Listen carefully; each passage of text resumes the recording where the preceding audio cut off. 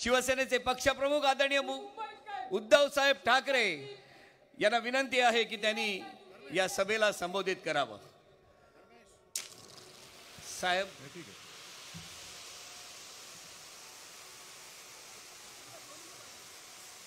साहेब आपण मुख्यमंत्री झाल्यानंतर निर्णय घेतला होता शेतकऱ्यांची कर्जमाफी. ऐतिहासिक निर्णय होता साहेब.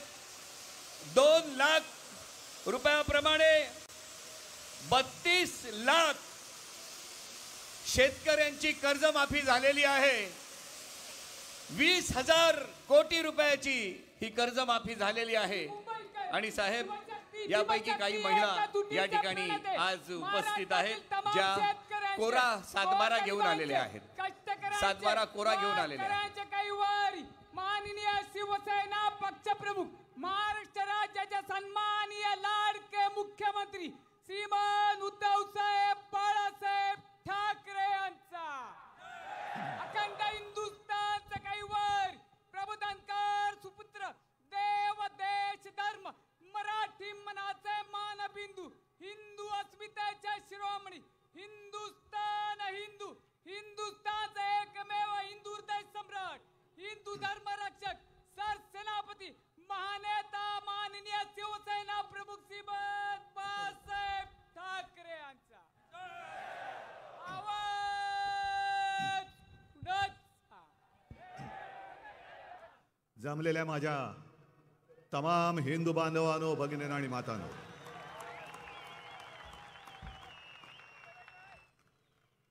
तुमच्याप्रमाणे मला पण मोकळं वाटतंय. जरा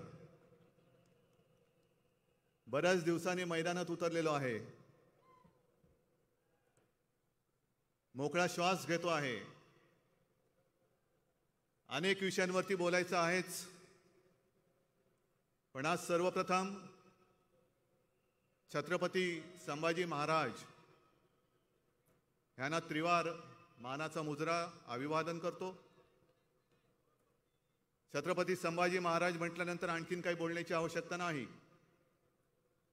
पण काही वेळेला ज्यांना महाराष्ट्र म्हणजे काय आहे हे महाराष्ट्रात राहून ओळखता आलेलं नाही, त्यांच्यासाठी मध्ये मध्ये बोलावं लागतं. विषय म्हटलं तर बरेच आहेत. नेमकं कशावरती बोलायचा हा एक मुद्दा असला तरी हल्ली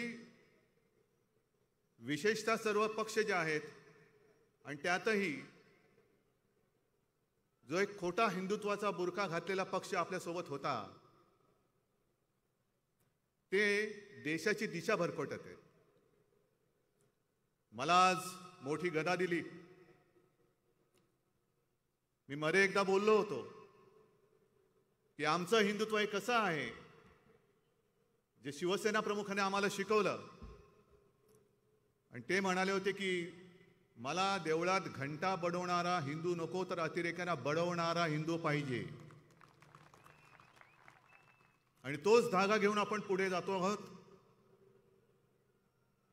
आणि मध्ये जे मी म्हटलं होतं की आमचं हिंदुत्व हे गदाधारी आहे आणि बाकीच्यांचं घंटाधारी आहे. बसा बडवत घंटा. काय मिळालं? घंटा. ती बघा गदा हलवत होतो. अहो, गदा पेलायला सुद्धा हातामध्ये ताकद पाहिजे. हनुमान, भीम. मग त्याच्यावरती आपले देवेंद्र फडणवीस बोलले, अहो यांचं हिंदुत्व हे गदाधारी नाही, गधाधारी आहे. म्हटलं बरोबर आहे, आमचं हिंदुत्व हे गधाधारी होतं, पण 2.5 वर्षापूर्वी आम्ही तुम्हाला सोडलं. आमचे जे काही जुने फोटो तुमच्याबरोबर येत आहेत म्हणून तुमचा गैरसमज झाला असेल की आमचं हिंदुत्व हे गधाधारी आहे. त्या गध्याला आम्ही सोडून दिले, कारण उपयोग नाही त्याचा. शेवटी गाढव ते गाढव, गाढवा पुढे वाचली गीता. उपयोग काय? कालचा गोंधळ बरा होता. त्याच्यामुळे जी गाढवं आमच्या सोबत होती घोड्याच्या एका आवेशात, त्या गाढवानी लात मारायच्या आधी आम्ही त्याला लात मारून बाहेर पडलेलो आहोत. आता बसा, काय करायचं ते बोमला. आज संजय राऊत जे बोलत होते, राहुल भट, एक महत्वाचा विषय आहेच. जो एक भ्रम निर्माण केला जातोय आणि असा एक आवेश आणला जातोय की बस संपूर्ण देशातच नव्हे तर जगामध्ये हिंदुत्वाचे रक्षक ही भारतीय जनता पक्ष आहे. मग इकडे बसले ते कोण आहेत? हे जे हिंदू आहेत यांच्या धमन्यामध्ये भगवं रक्त शिवसेना प्रमुखांनी जे त्यावेळेला पेरलेलं आहे, रुजवलेलं आहे. हा हिंदू काही मेल्या आईचं दूध प्यायलेलं नाहीये. कोणाची बिशार आहे बघतो ना हिंदुत्वावरती घाला घालण्याची. हिंदुत्वावरती तर मी बोलणारच आहे, पण त्याआधी एक दोन मुद्दे जे महत्वाचे आहेत ते तर मला बोललेच पाहिजेत, कारण ते असे सोडून देता येणार नाही. स्लिप ऑफ टंग म्हणून ते मुद्दे काही सोडता येणार नाही. मधल्या काळामध्ये म्हणजे आपण 1 मे जेव्हा या इकडे जिओ सेंटरमध्ये साजरा करत होतो त्याच दिवशी भारतीय जनता पक्षाची सभा होती आणि त्या सभेमध्ये देवेंद्र फडणवीस चुकून बोलून गेले. जे पोटात होतं ते ओठावरती आलं. जी त्यांच्या मालकाची इच्छा आहे ते बोलून गेले की आम्ही मुंबई स्वतंत्र करणार. अहो, तुमच्या मालकासकट तुमच्या 1760 पिढ्या जरी आल्या ना तरी हा जिवंतपणा जो इकडे मर्द मावळ्यांमध्ये आहे. आणि शिवसेना प्रमुख बोलले होते ते मी पुन्हा बोलतो. मुंबई मराठी माणसाने रक्त सांडून हौतात्म्य पत्करून मिळवलेली आहे. ती आंदण मोडून मिळालेली नाही, मिळवलेली मुंबई आहे. आणि या मुंबईचा लचका जो कोणी तोडण्याचा प्रयत्न करेल त्याचे तुकडे तुकडे केल्याशिवाय हा मर्द मराठा, मराठी आणि हिंदू बसल्याशिवाय राहणार नाही. करून टाकणार आम्ही. पण हे असंच आलेलं नाहीये. आता मला असं वाटायला लागलं की ही जी आपली जागा आहे, ज्या जागेवरती आपली सभा होते, इकडे ते बुलेट ट्रेन आणतायत. देशातली पहिली बुलेट ट्रेन अहमदाबाद ते मुंबई. कोणी मागितले? आपण मागितले? पाहिजे तुम्हाला? झाली उद्या समजा मुंबई आणि अहमदाबाद बुलेट ट्रेन झाली, आपल्यापैकी किती जाणार तिकडे आणि किती लोक येणार इकडे? हा जो डाव चाललेला आहे हा मुंबई तोडण्याचा डाव चाललेला आहे. मुंबई स्वतंत्र करणार म्हणजे काय करणार? देश आपला काय पारतंत्र्यात आहे, मुंबई पारतंत्र्यात आहे. पण मुळामध्ये मला देवेंद्र फडणवीसांना विचारायचं आहे की तुमचा पक्ष तर तेव्हा नव्हता, आमचाही नव्हता, पण तुमची मातृसंस्था जी आहे संघ, तिला आता 2-4 वर्षात 100 वर्ष होतील. त्यावेळेला संघ अस्तित्वात होता स्वातंत्र्यपूर्व काळात. पण एकदाही संघ आपल्या देशाच्या स्वातंत्र्य लढ्यात उतरलेला नाही. असेल तर दाखले दाखवा. तुमचं आणि स्वातंत्र्याचं काय संबंध? काय त्या स्वातंत्र्यामध्ये तुम्ही नव्हतात. संयुक्त महाराष्ट्राचा जो लढा चालला होता त्या लढ्यामध्ये नव्हतात. हा होतात. कसे होतात? जनसंघ म्हणून होतात. आणि तेव्हा शिवसेना नव्हती, पण शिवसेना प्रमुख म्हणजे आपले बाळासाहेब आणि माझे काका श्रीकांत ठाकरे हे माझ्या आजोबांना मदत करत होते. माझे आजोबा प्रबोधनकार ठाकरे हे तेव्हा जे संयुक्त महाराष्ट्र जो लढा चालला होता त्या लढ्यामधले पहिले जे 5 सेनापती होते त्यातले एक प्रबोधनकार ठाकरे म्हणजे माझे आजोबा. आणि जनसंघाचा जो उल्लेख मी वाचला तेव्हा संयुक्त महाराष्ट्र समिती स्थापन झाली होती. काय वाटेल ते हो, सगळ्यांना त्यांनी आवाहन केलं होतं की आता आपापसातले मतभेद गाडून मुंबई महाराष्ट्राला मिळालीच पाहिजे. म्हणून वेडवाकडं न वागता आपण निवडणूक लढूया, म्हणून ती संयुक्त महाराष्ट्र समिती स्थापन झाली. आणि या संयुक्त महाराष्ट्र समितीतून पहिलं कोण फुटलं माहिती आहे तुम्हाला? जनसंघ म्हणजे यांचे पूर्वीचे बाप. जनसंघ. जागा वाटपावरनं भांडण. जे शिवसेना प्रमुख आपल्याला सांगायचे की जागा वाटप करताना ही जागा आमचीच, ती जागा आमचीच. अहो, इकडे तुमचं काय आहे? नाही, इकडे आमचा एक कार्यकर्ता आहे, मोरंबा बनवतो चांगला, घराघरात जातो मोरंब्यातून, गोड आहे म्हणून आमची. इकडे काय, आमचा एक पापडवाला आहे, तो घराघरात पापड देतो. हे असं करत करत करत हे तेव्हापासून हा मुंबईचा लचका तोडण्याचा यांचा मनसुबा जो आहे हा वेळेत लक्षात घ्या. म्हणून मी तुम्हाला जे सांगतो ना की हे चुकून आलेलं नाहीये वाक्य, हे पोटातलं ओठावरती आलेलं आहे.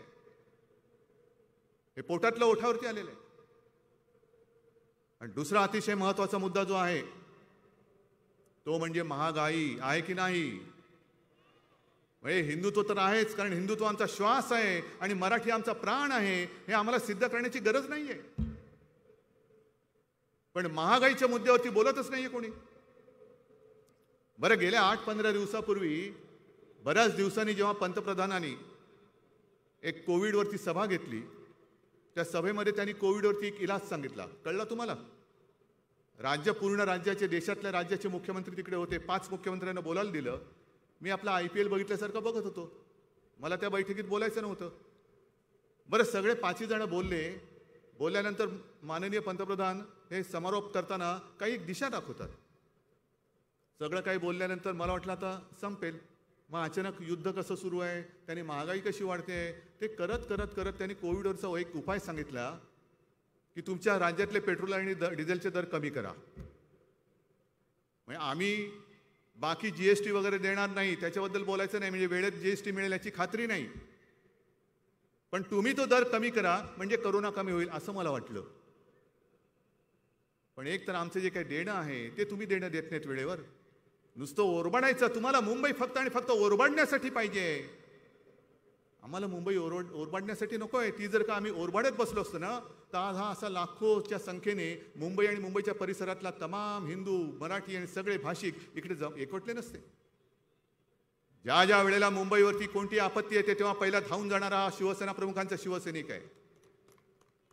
कोणती आपत्ती हो, नैसर्गिक हो,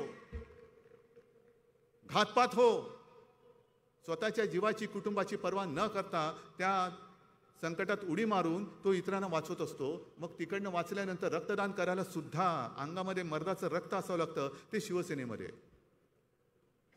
अनेक गोष्टी आहेत. या गोष्टी आपण बोलून आता सांगायलाच पाहिजेत. कारण आता जे भारतीय जनता पक्षाने सुरू केलेलं आहे ते हेच आहे.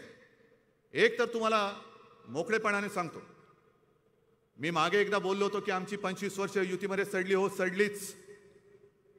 कारण आम्ही ओळखलंच नव्हतं. हा मित्र नाही, हा शत्रू आहे. पण हिंदुत्वाचा बुरका फाटल्यानंतर त्याचा भेसूर, विकृत आणि विद्रूप चेहरा जो आता आम्ही बघतो आहोत, आम्ही अजून आमचा विश्वास बसत नाही. हाच का तो आपला मित्र ज्याला बाळासाहेबांनी जोपासलं होतं आणि आम्ही आमच्या डोक्यावरती घेऊन नाचत होतो? हाच तो. किती भयानक पद्धतीने आणि वाईट पद्धतीने अंगावर येत आहेत. दरवेळेला आम्ही काय म्हटलं का, आम्हाला सांगितलं जातं तुमच्या सामनामध्ये काय येतं. काय येतं सामनामध्ये? आमच्या सामनामध्ये जे येतं ते देशाच्या आणि राज्याच्या हिताचं असतं, हिंदुत्वाच्या हिताचं असतं आणि ते येणारच. पण संजय राऊत इकडे बसलेले आहेत. मला कोणीही सामनामधला एक लेख काढून दाखवावा की ज्या भाषेमध्ये ही यांची सगळी लांडग्यांची पिलावळ आपल्या अंगावरती येते, कुटुंबियांना बदनाम करते, सगळं काही करते. अशा भाषेत आम्ही मोदीजींचा अपमान कधीतरी केला आहे का? एक लेख मला काढून दाखवा. याला म्हणतात संस्कार, याला म्हणतात संस्कृती. आणि तीच तुम्ही सोडल्यानंतर तुमचं हिंदुत्व राहिलं कुठे? आज महागाईच्या मुद्द्यावरती बोलताना मला काही दिवसांपूर्वीच एक मी मुद्दाहून बातम्या ठेवल्या तिकडे. हा 1973 सालचा काँग्रेस सत्तेवर असताना हा फोटो आहे. अटल बिहारी वाजपेयी, तो व्हिडिओच आहे, याच्यामध्ये तो फोटो नाही आलेला. पण तेव्हा वाजपेयींनी बैलगाडीतून संसदेत गेले होते. बैलगाडीतून वाजपेयी गेले होते. का गेले होते? पेट्रोलची दरवाढ झाली. किती दरवाढ झाली होती आठवते तुम्हाला? 7 पैसे. 7 पैशांनी पेट्रोलचे दर वाढले म्हणून भारतीय जनता पक्षाने एक मोर्चा काढला आणि त्याच्यामध्ये स्वतः अटल बिहारी वाजपेयी हे बैलगाडीतून संसदेत गेले होते. मग तो संवेदनशील भाजप गेला कुठे आज? जे तुम्ही सांगता की शिवसेना बाळासाहेबांची नाही, मग कोण आहे ते? आणि ही जर बाळासाहेबांची शिवसेना नसेल तर तुमचा भाजपा तरी आज अटलजींचा वगैरे राहिला आहे काय? मला आठवते मुंबईच्या इकडेच कुठेतरी एक प्रबोधिनी आहे, रामभाऊ माळगी प्रबोधिनी, आणि तिकड्यांची चिंतन कुंथन वगैरे सगळं तिकडे चालतं. कधी चिंतन करत बसतात, कधी कुंथत बसतात. पण तरी देखील मी स्वतः तिकडे गेलो. मला फार अभिमान वाटला. प्रमोद महाजन ते त्या माळगी प्रबोधिनीची एक जबाबदारी पार पाडत होते. उत्तम सगळं साहित्य होतं, मार्गदर्शक होते, आणि तेव्हा तिथे जावंसं वाटायचं. मी त्यांना विचारलं काय करताना? आम्ही इकडे कार्यकर्त्यांचं प्रशिक्षण शिबिर घेतो, कार्यकर्ता कसा असायला पाहिजे, राजकारण कसं करावं वगैरे वगैरे सगळी बौद्धिक देतो. मग आता प्रश्न पडतो, ती प्रबोधिनी जी काय आहे रामभाऊ माळगी, तिकडे हे तुम्ही शिकवलत का? ही तुमची पिढी, ही तुमचं प्रॉडक्ट आहे का? तर त्याच्यामध्ये जे काय होते ते गेले कुठे आता? रामभाऊ माळगी प्रबोधिनीमध्ये जे शिकलेले होते ते गेले कुठे आता? दिसतच नाही. आता जबाबदारी कोणावर आहे? कोणावर आहे? हा नाही, सहस्त्रबुद्धे गेले वर. वर म्हणजे दिल्लीत. नाही, कोणालाच माहिती नाहीये. मग हे शिकवते तिकडे. मग एवढं खोटं नाटक बोलायचं. आपण काय होतं, आपल्याकडनं ते होणार नाही. आपण कमी कुठे पडतो? सगळ्या बाबतीत आपण उजवे आहोत, पण कमी कुठे पडतो? आपण खोटं नाही बोलू शकत. आणि खोटं बोलणं हे त्यांच्या हिंदुत्वात बसतं, आपल्या हिंदुत्वामध्ये बसत नाही. हा फरक आहे दोघांच्या हिंदुत्वामध्ये. आणि आज सुद्धा जो प्रकार संजय राऊतांनी सांगितला की काश्मीरी पंडित तो राहुल भट सरकारी कार्यालयामध्ये घुसून त्याला गोळ्या घातल्या. घुसून काय करायचं आता? त्या कार्यालयाच्या समोर हनुमान चालीसा पडायचा? काय करायचं? काय का घंटा मोर्चा काढायचा तिकडे? अतिरेकी येत आहेत, महसूल कार्यालयात घुसतायत, नाव विचारतायत आणि कचा गोळ्या घालून पसार होऊन जात आहेत. नंतर मारले असं ते म्हणतायत, मारलेच पाहिजेत. पण ते मारून गेल्यानंतर नाही, मारायला येण्याच्या आत अतिरेकाचा खात्मा केला गेला पाहिजे. आणि आज तिकडे जे काय वातावरण झालेलं आहे, काश्मीरी पंडित म्हणतात की आमचा इकडे बळीचा बकरा केला जातोय. काय हे तुमच्या काश्मीर फाईलचं पुढचं पाऊल आहे की काय? पुढचं पान आहे की काय? का नाही बोलत त्याच्यावरती? का नाही बोलत महागाईवरती? महागाई एवढी पूर्ण झालेली आहे की आता मध्ये ती त्यांनी योजना काढली, ती उज्ज्वला योजना. किती झाला गॅस सिलेंडर? आता 1000च्या वर. देश का आजादी का अमृत महोत्सव म्हणजे 75 वर्ष पूर्ण झाली. रुपयाचा अमृत महोत्सव होऊन त्याच्या पुढे गेला, 77च्या पुढे. लाज नाही, लज्जा नाही, कर्तृत्व नाही, आणि नुसतं लोकांना भ्रमिष्ट करून हे आपला कारभार करत राहतात. हे नाही आमचं हिंदुत्व. हे आमचं हिंदुत्व नाही. संभाजीनगरमध्ये जे काय घडलं, होय मी ते संभाजीनगर म्हणतो, नामांतर करण्याची गरज काय? आहेच ते संभाजीनगर. तिकडे तो ओवेसी गेला आणि त्या औरंगजेबाच्या थडग्यावरती डोकं टेकून आला. संजय तुम्ही म्हणाले ते बरोबर आहे. हे जे काय यांचं चाललंय ना, यांची A team, B team, C team, D team, कोणाला तरी औरंगजेबाच्या थडग्यावर पाठवायचं, कोणाच्या हातामध्ये भोंगा द्यायचा, कोणाच्या हातामध्ये हनुमान चालीसा द्यायचा आणि मजा बघत बसायची. म्हणजे काय कारवाई झाली तर त्यांच्यावरती होणार, आम्ही बोंबलायला मोकळे. मग आम्ही जाणार आणि टोमॅटो सॉस लावून पत्रकार परिषद घेणार.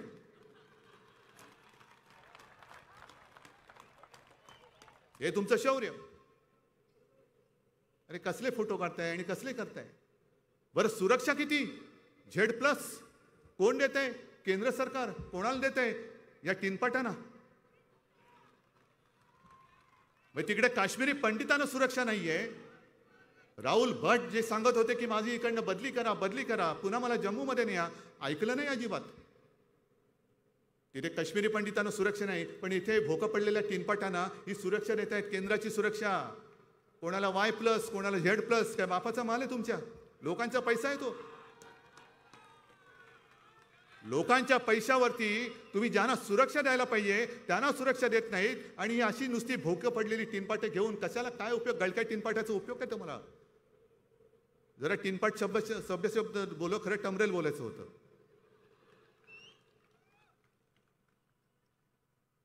पण या पद्धतीने यांचा सगळा कारभार चाललेला आहे.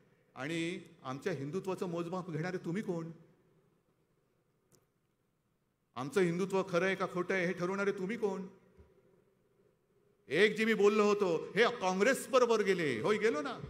का गेलो? तुम्ही ढकललं आम्हाला. पण आम्ही काँग्रेस सोबत गेलो तरी आमच्या हातातला आणि हृदयातला भगवा गेलेला नाही. मी विधानसभेत बोललेलो आहे.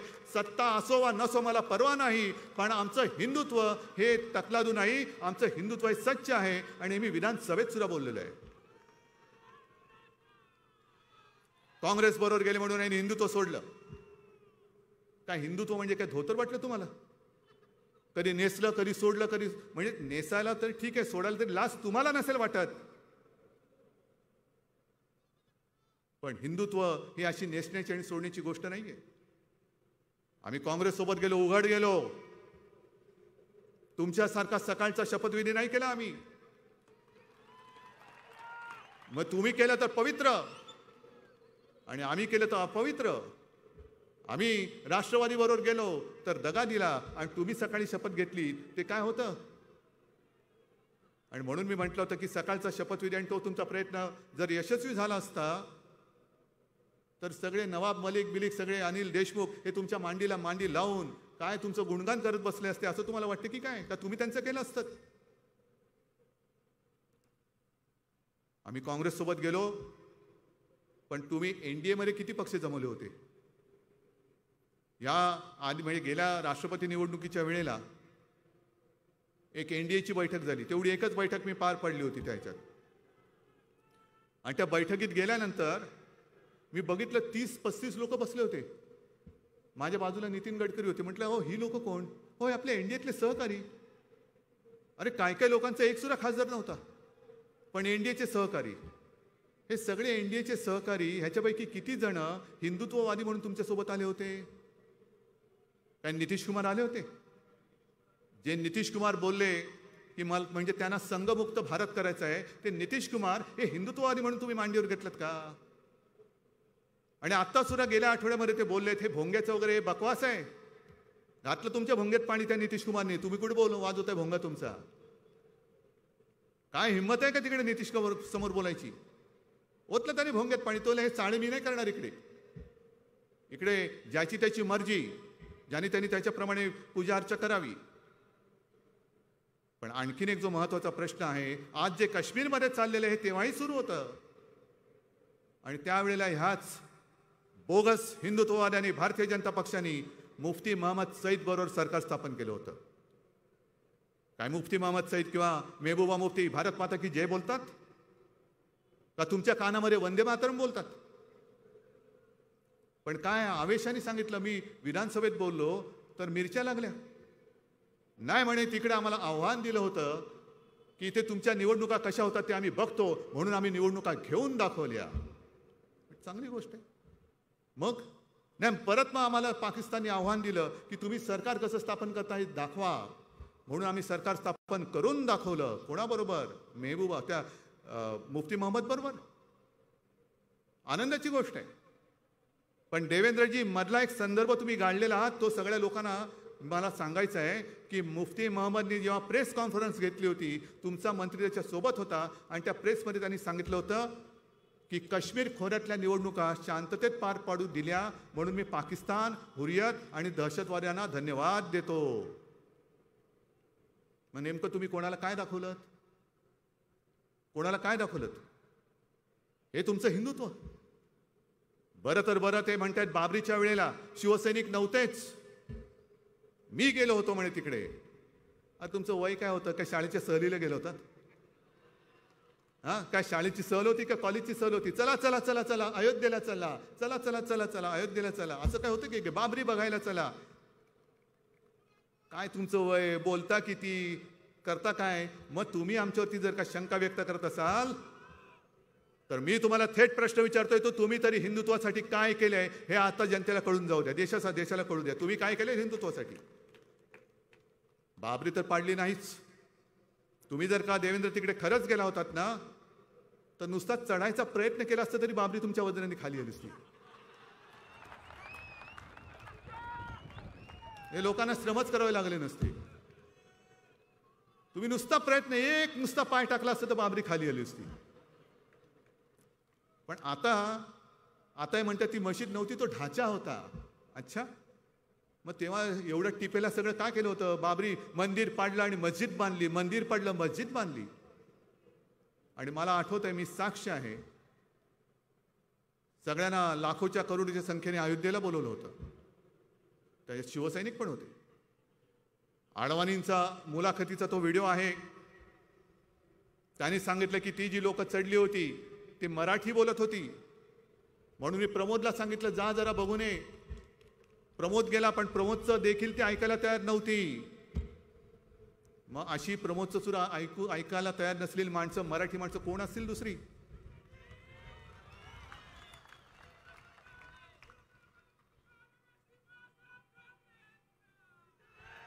आणि तो सगळा दिवस तो प्रसंग मला आजही आठवतोय. टीव्हीवरती मी बातमी बघत होतो, लोक चढलेत आणि बाबरी पाडली, बाबरी पाडली, बाबरी पाडली. मी जुनं मातोश्री होतं, धावत वरती गेलो. बाळासाहेबांनी सांगितलं की साहेब साहेब बाबरी पाडली. मला म्हणतो काय काय सांगतो, पाडली? अरे वा. तेवढ्यात इंटरकॉमची बेल वाजली. कोणाचा तरी फोन होता, बाळासाहेबांनी घेतला आणि मग एवढंच म्हणेल, मग चांगलं आहे की मग नाही, जर शिवसैनिकांनी पाडली असेल तर मला त्यांचा गर्व आहे, मला त्यांचा अभिमान आहे. आणि फोन ठेवला ती मला म्हणाले, ही कसली म्हणे, त्यांच्या 2 अक्षराचा शब्दाचा अर्थ तुम्ही लावा, ही कसली याची औलाद म्हणे. जे लोकांना बोलवत आहेत कार सेवा करा, कार सेवा करा, कार सेवा करा म्हणजे काय करा? काय अयोध्येला येऊन गाड्या धुवायचे आहेत कार सेवा करायची म्हणजे? हे असलं नेतृत्व आहे, पुचाट नेतृत्व आहे. आम्हाला काय माहिती होतं तिकडे राम मंदिरावरती बाबरी बांधली गेली म्हणून? तुम्ही आम्हाला सांगितलं, आम्ही आलो तिकडे. आणि मला म्हणाले नेतृत्वाचं लक्षण बघ हेच असतं, जो नेता लोकांना भडकावून त्यांनी सांगितलेलं काम केल्यानंतर जो जबाबदारी झटकतो तो नेता नाही, तो नेता असू शकत नाही. हेच काम भाजपाने केलेलं आहे. सुंदरसिंग भंडारी बोलले होते की हे काम आमचं नाही, हे कदाचित म्हणे शिवसैनिकांनी केलं असेल. मग तेव्हा बोंबलला का नाही? भोंगा तेव्हा होता ना, तो भोंगा वाजवला का नव्हता की मी होतो, पुन्हा येईन. येण्याची शाश्वती नव्हती, गेल्याची पण होती की नाही अजून देता येत नाही. ठीक आहे, आता उद्या ते काहीतरी पुन्हा सभा घेणार आहेत, उत्तर सभा घ्या, मग आम्ही परवा घेतो, मग तुम्ही त्याच्यानंतर घ्या, मग आम्ही त्याच्यानंतर घेतो. हेच चालू ठेवायचे चालू ठेवायचे. उत्तर द्यायची असतील तर जनता जी आज महागाईने होरपडलेली गेलेली आहे तिला उत्तर द्या. आम्हाला कसलं उत्तर देताय? याला उत्तर देणं शक्य आहे तुम्हाला? हे इकडे जे काय जमलेलं आहे ही नुसती गर्दी नाहीये, ह्या गर्दीमध्ये एक जिवंतपणा आहे. ही सगळी वाघ आहेत, वाघ. मग गेल्या वेळेला त्यांनी काय केलं होतं? गेल्या वेळेला त्यांनी मला सांगितलं, कळलं असं की भगव्या टोप्या घातल्या होत्या. का हो भगव्या टोप्या कशाला? नाही, हिंदू आहोत आम्ही ना. हिंदुत्व टोपीत नसतं, डोक्यात असतं. डोक्यात मेंदू असेल तर त्या मेंदूत हिंदुत्व असायला लागतं, टोपीमध्ये हिंदुत्व नसतं कधी. आणि भगवी टोपी घालून जर तुम्ही हिंदुत्व दाखवत असाल तर RSSची टोपी काढी का?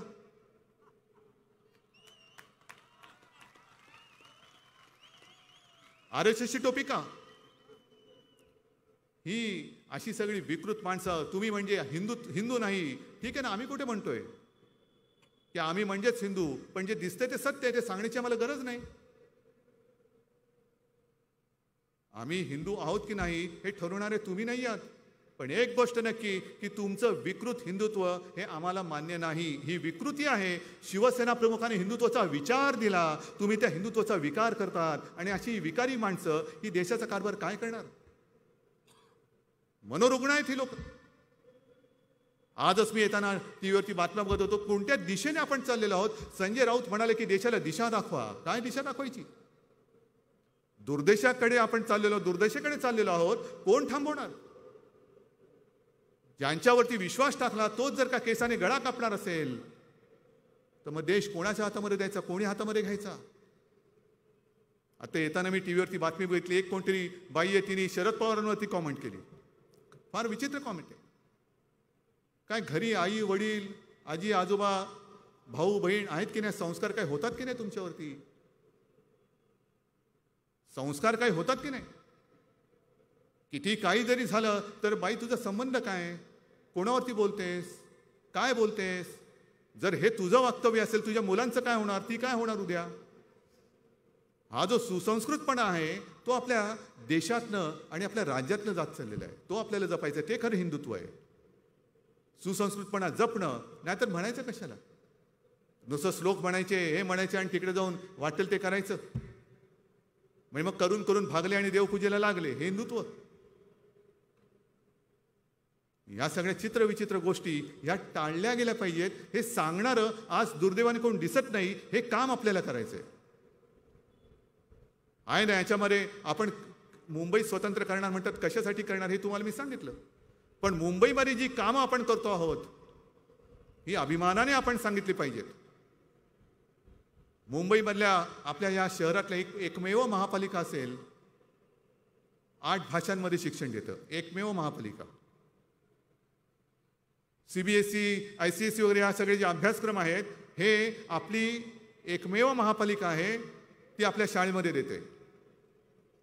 म्हणजे आपल्या शाळेमध्ये यापूर्वी जी काही परिस्थिती होती, कोणी जर का विचारलं की तुमचा मुलगा जातो कुठे, तर लोक कदाचित तेव्हा लाजत होते की महापालिकेत शाळा. कारण महापालिकेत शाळा काय असणार, गरिबांची शाळा, फुकटची शाळा, ह्याच्यात काय अभ्यास असणार.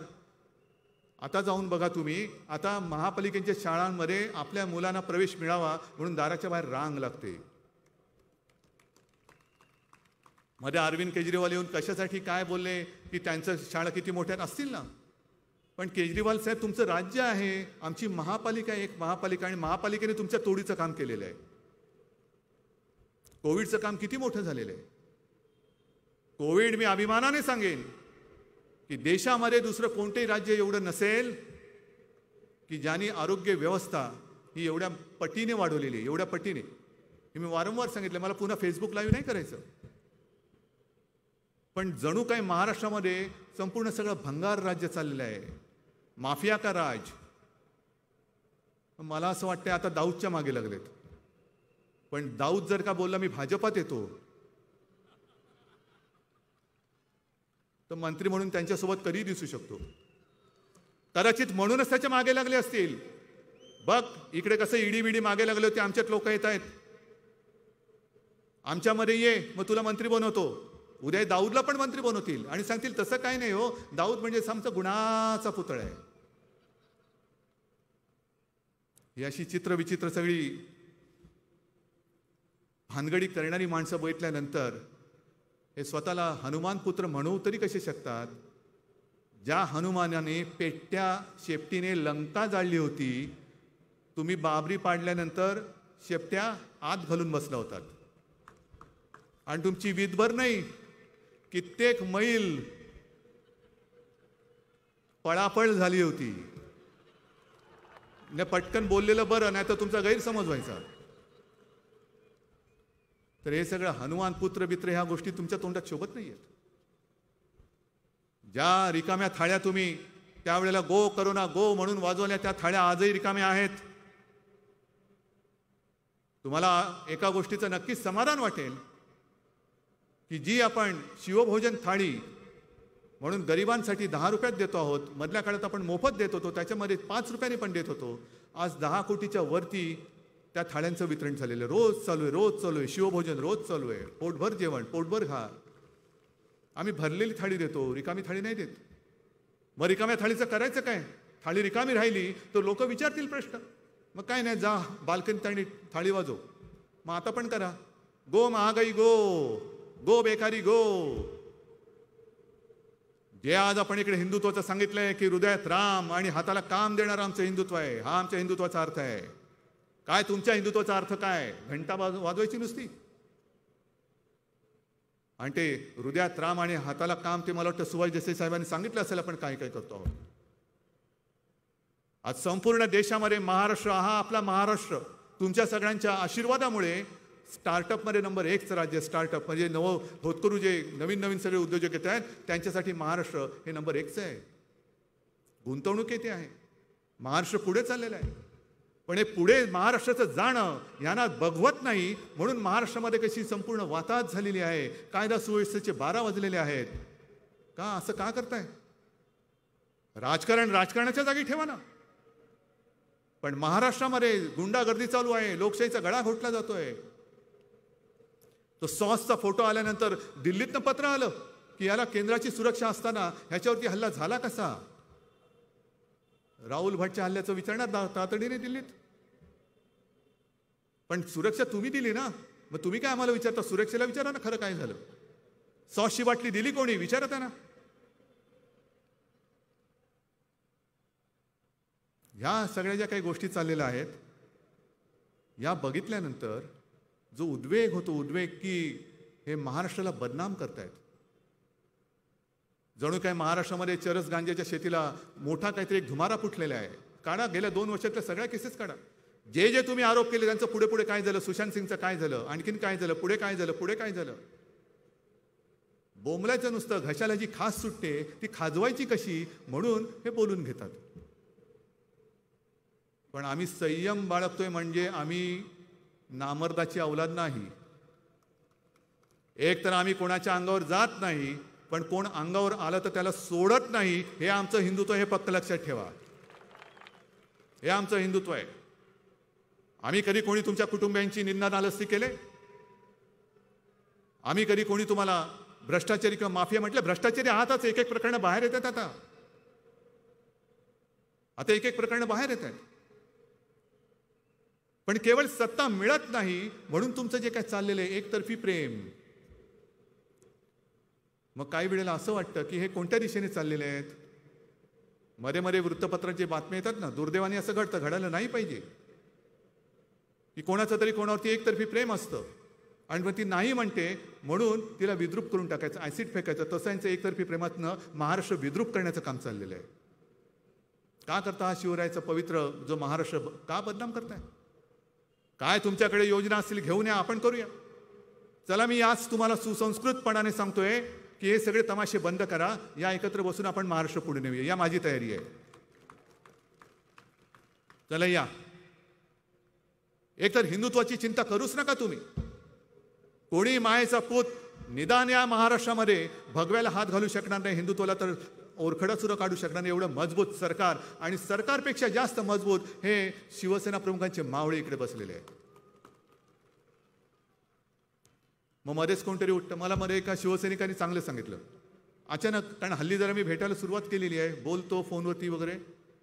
मला एका शिवसैनिकांनी काय कशासाठी विचारलं पटकन, साहेब तुम्ही तो लगेरो मुन्नाभाई पाहिलात का? म्हटलं संबंध काय लगेरो मुन्नाभाईचा? म्हटलं थोडासा पाहिला. का रे? अहो त्याच्यात नाही का त्या संजय दत्तला गांधीजी दिसतात, गांधीजी बोलतात, मग हा गांधीगिरी करायला लागतो. म्हटलं मग? नाही तशी एक केस आहे आपल्याकडे म्हणे. म्हटलं कोणती केस? अहो ती नाही का ज्याला स्वतःला बाळासाहेब झाल्यासारखं वाटतं, शाल घेऊन फिरतात म्हणे हल्ली. मग कधी मराठीच्या नादाला लागतात, कधी हिंदुत्वाच्या नादाला लागतात.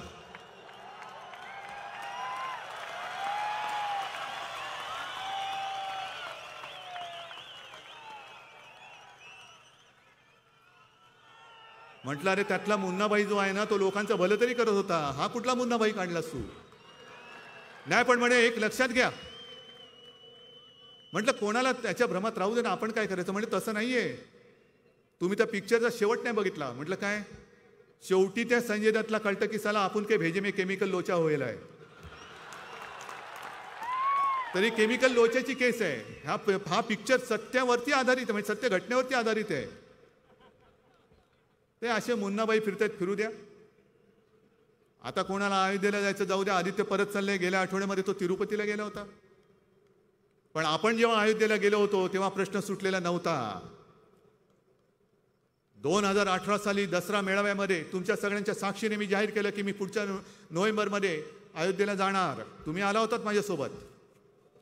आणि आजही तुमच्या लक्षात असेल की हे मी बोलताना वादळ वारं सुटलं तर विजा लखलखत होते आणि भगव्याचे मशालीसारखे फडकत होते. आहे ना लक्षामध्ये? काय हे काय चित्र होतं? ते दैवी चित्र होतं. आणि जाण्यापूर्वी सहज माझ्या मनात आलं की राम जन्मभूमीला जाताना आपण शिवजन्मभूमीची एक मूठभर तरी माती घेऊन जावी. मी शिवनेरीला गेलो, एक माती घेतली, तिचा एक कलश घेतला आणि अयोध्येला गेलो. अयोध्येला तो कलश मी त्यांच्या हाती सुपूर्द केला. रामलल्लाचं दर्शन घेतलं परत आलं. तेव्हा शिवसेनेची मागणी होती की खास कायदा करा आणि राम मंदिर बनवा.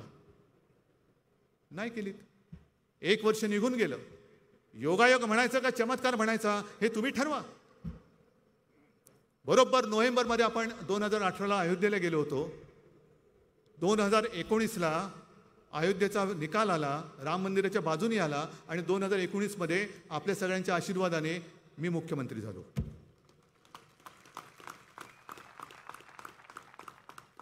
हे आहे ना कुठेतरी आमच्या पूर्वजांची पुण्याई आहे, आई वडिलांचे आशीर्वाद आहेत, तुमच्या सगळ्यांचं प्रेम आहे. पण त्याचं भांडवल करण्याची आम्हाला गरज नाही लागली. आता अष्टविनायक यात्रा पण करतात, तीर्थयात्रा करतात, काशी यात्रा करतात, तशी अयोध्या यात्रा करू शकतात, कोणी करू शकतात. त्याच्यामध्ये दचकून जायचं काय कारण नाहीये. पण जे हिंदुत्वाबद्दल बोलताय तुम्ही, मग जे आपल्या या महाविकास आघाडी सरकारने केलेलं आहे की प्राचीन मंदिरांचा जीर्णोद्धार, कधीतरी देवेंद्र तुम्हाला सुचलं होतं हे? त्या मंदिरावरती भोंगा आणि झेंडा लावायला पुढे जाल, पण ते मंदिर टिकेल कसं हे तुम्ही कधी बघितलं? ते काम आपण करतो आहोत. पहिली 8 मंदिरं आपण निवडली सुद्धा, पण दुर्दैवाने केंद्रामध्ये तुमचं जे सरकार बसलं आणि त्याच्या खाली जे पुरातत्व विभाग आहे त्यांनी त्याच्यामध्ये मोडताप घातलेला आहे. नाही करायचं म्हणे, आम्ही नाही करणार, तुम्ही नाही करायचं. अरे मंदिरं आमची, मंदिरं माझ्या राज्यातली, तुम्ही कोण टिकवजीराव? ही अशी जी काय खाती आहेत ना ज्याला तत्व नाही, त्याला पुरा एकदा, तर ती पुरातत्व खाती होतील. म्हणजे मंदिरांचा आम्ही जीर्णोद्धार करतोय, ठीक आहे, तुमची देखरेख ठेवा. आम्ही काय त्याच्यामध्ये काय तुम्ही जसं FSI वगैरे तसं केलं तसं काय मंदिराचा FSI नाही वाढवणार. प्रधानमंत्री आवास योजना नाही तिकडे करणार. जे मंदिर आहे ते मंदिरच टिकवणार, आणखी दीर्घकालीन टिकेल ते कसं ते आम्ही बघणार आहोत. आपल्या राज्यातली काही मंदिरं अशी आहेत की जी पावसाळ्यामध्ये पुराखाली जातात, टिकणार कशी? इतकी वर्षे टिकली, हेच मोठं आहे. पण हे पुरातत्व विभाग जे औरंगजेबाचं थडगं तिकडे बघतो संभाजीनगरमध्ये, तोच हा विभाग. थडग्याची देखभाल करतायत पण मंदिराची करत नाहीयेत. जा ना देवेंद्र, तिकडे जाऊन बोंबला. आणि बोंबलायचंच असेल, मुंबई स्वतंत्र तर तुमच्या कित्येक जन्मात होणार नाहीये, पण मुंबईसाठी बोंबलायचं असेल ना तर जा तिकडे कांजूरची जागा अडवली आहे त्याच्यासाठी बोंबलून या. इकडे बुलेट ट्रेन आणताय तुम्ही, बाजूला धारावी आहे, धारावीमध्ये रेल्वेची जमीन नाही देत आहेत, पैसे दिले अर्धे तरी देत नाहीत. जा तिकडे बोंबला आणि धारावीची ती रेल्वेची जमीन या माझ्या मुंबईकरांना मिळवून द्या. असे कित्येक प्रकल्प आहेत जे राज्याचे आणि मुंबईचे केंद्राने अडवून ठेवलेले आहेत, नाही देत. मुंबईला अभिजात भाषेचा दर्जा नाही देत. काय कोणाची भाषा आहे? मराठी आमची मातृभाषा आहे, आमचं भाग्य आहेच, कारण हीच मातृभाषा आपल्या छत्रपती शिवरायाची सुद्धा मातृभाषा आहे. आणि मी अनेकदा सांगितलेलं आहे, आज तुमचा जो काही हिंदुत्वाचा खोटा पुळका आलेला आहे, जर हे दैवत जन्माला आलं नसतं तर तुम्ही सुद्धा भोंग्यामध्ये असता, तुम्ही सुद्धा भोंग्यात असता. ही छत्रपतींची मातृभाषा, तिला अभिजात दर्जाचा भाषेचा दर्जा तुम्ही देऊ शकत नाही. एवढं करंट सरकार तिकडे बसले, जा ना तिकडे कधीतरी बोंबला. आणि म्हणून जास्त काही मी बोलत नाही, पण एक गोष्ट सांगतो, काही काही आठवणी ह्या अशा असतात की आपल्याला सर्वांना आठवत असेल की काही म्हणजे बऱ्याच वर्षांपूर्वी जावेद मियादाद घरी आला होता मातोश्री. कशासाठी आलेला? भारत पाकिस्तान मॅच होणे दो. बाळासाहेब म्हणाले ते तू बोलूच नको, जोपर्यंत तुझा देश माझ्या देशावरती अतिरेकी पाठवत नाहीत, हल्ले थांबवत नाही, तो सुधरत नाही, तोपर्यंत मी कोणताही सामना या माझ्या मराठी मातीत होऊ देणार नाही, तू पुढे बोल.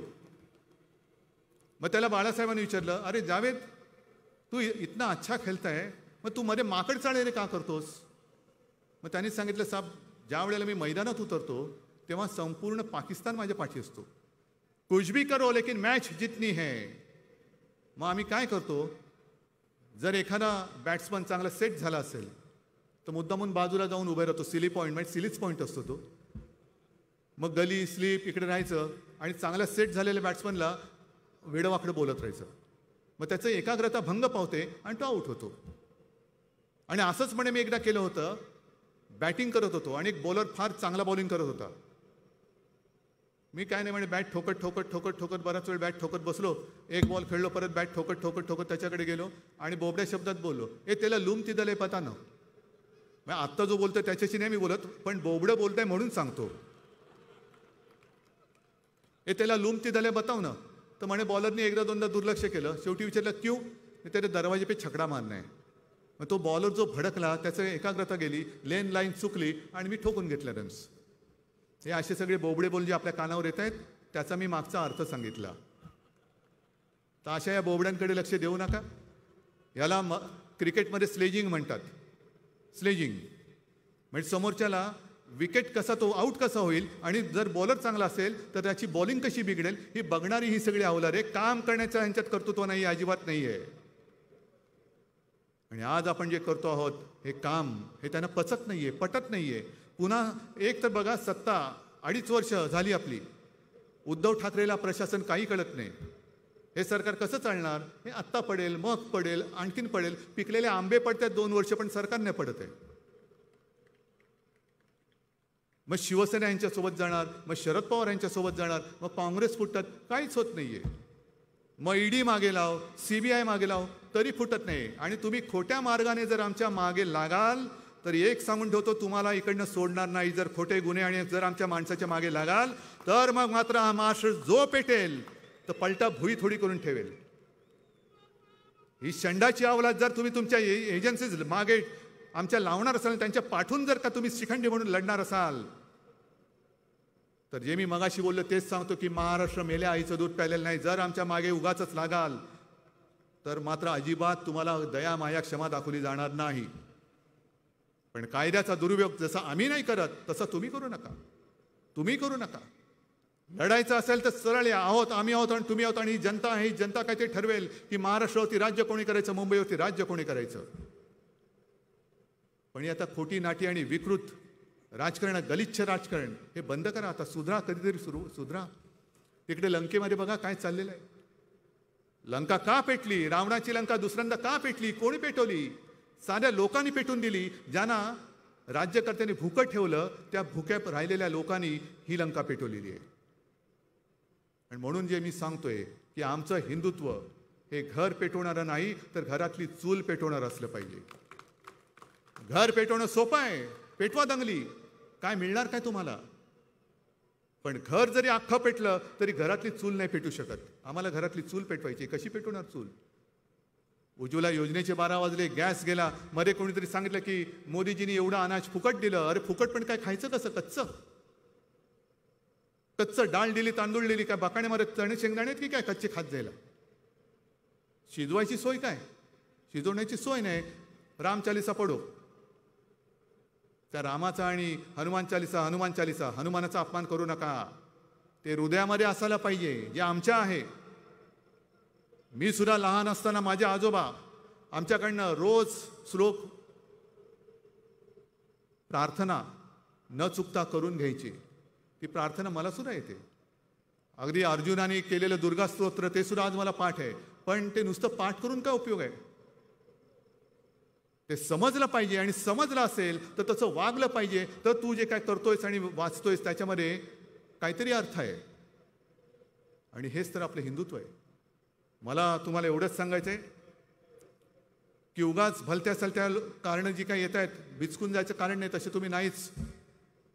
मातोश्रीवरती कोणीतरी एकाने यायचा प्रयत्न केला होता. ती आमची अंगाराजी कशी अंगारासारखी भडकली, कुठल्या कुठे पळून गेले. हे मुद्दामून चालले. महाराष्ट्र पेटत का नाही? महाराष्ट्र पेटत का नाही? तर आज मी तमाम जनतेला मुद्दामून धन्यवाद देतोय. तुम्ही तर आहातच, पण महाराष्ट्रातील प्रत्येक बांधवाला, भगिनीला आणि मातेला मी धन्यवाद देतोय की करोनाच्या संकटा काळामध्ये तुम्ही जे काय सहकार्य केलं, असं सहकार्य मला नाही वाटत दुसऱ्या कुठे कोणी केलं असेल. आणि आता तुम्ही जो काय एक संयम दाखवत आहात, कारण करोनातून आपण बाहेर पडलोय. जरा कुठे आपले मास्क निघालेत, मोकळा श्वास घेतो आहोत. एक उद्योग चक्र फिरत आहे. गुंतवणूकदार येत आहेत. गुंतवणूक येते. एक जो सर्वे होता माझ्याकडे, ती एकच शेवटची बातमी सांगतो की देश कोणत्या दिशेने चाललाय. हा सेंटर फॉर मॉनिटरिंग इंडियन इकॉनॉमीच्या ताज्या अहवालामध्ये आहे की गेल्या 5 वर्षामध्ये म्हणजे 2017 ते 2022 देशातील 2 कोटी जनतेचा रोजगार गेल्याचं नमूद करण्यात आलेलं आहे. ही ती बातमी आहे. कोण लक्ष देतं याच्याकडे? एवढ्या जणांचे रोजगार गेले. कित्येक काही चांगली लोक हे देश सोडून गेलेले आहेत. काय करणार काय तुम्ही? आज कुठेतरी आपण एका मार्गावर चाललेलो आहोत. देवळं, भोंगे बिंगे हे सगळ्या गोष्टी आहेतच, पण लोकांची मम्ममची सोय कोण करणार? ती सरकार. ते करणारच सरकार. आणि त्याच्यासाठी सगळ्या राजकीय पक्षांना मी पुन्हा आवाहन करतोय की लोकांची माती भडकवू नका. हृदयात राम आणि हातात काम. जर त्या काम न देता जर का हातात त्यांचे धोंडे दिले तर तेच धोंडे उद्या तुमच्या टाळक्यामध्ये ते मारल्याशिवाय राहणार नाहीत. आणि म्हणून हे पाप निदान हा आपला शिवरायाचा महाराष्ट्र तरी करणार नाही आणि आपण त्याला करू देणार नाही अशी एक अपेक्षा व्यक्त करतो. एवढ्या मोठ्या संख्येने तुम्ही आलात. ही तर सभा वाटतच नाही, हा एक मोठा उत्सव वाटतोय. हिंदुत्वाचा उत्सव वाटतोय. अक्षरशः हा समुद्र आहे, हिंदू महासागर आहे हा. आणि हा महासागर, ही तुमची ताकद, ही तुमची आशीर्वादाची शक्ती ही अशीच कायम पाठीशी राहू द्या, एवढीच एक नम्र प्रार्थना करतो आणि आपली रजा घेतो. जय हिंद, जय महाराष्ट्र. धन्यवाद साहेब. राष्ट्रगीताने आपण या सभेची सांगता करणार आहोत. सर्वजणांनी राष्ट्रगीताला उभं राहावं. राष्ट्रगीत. थांबा थांबा थांबा एक मिनिट हा थांबा. डाके साहेब, राष्ट्रगीत.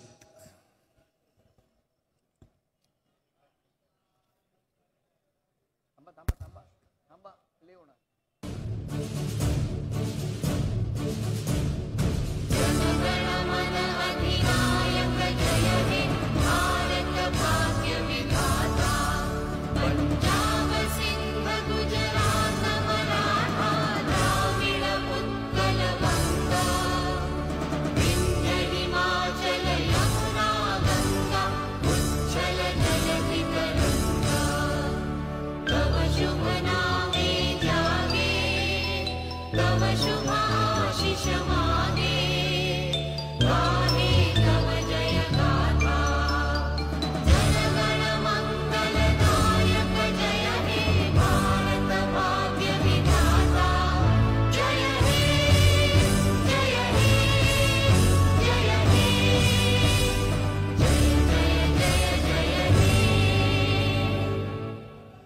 भारत माता की, भारत माता की. वंदे वंदे. सर्वांना विनंती.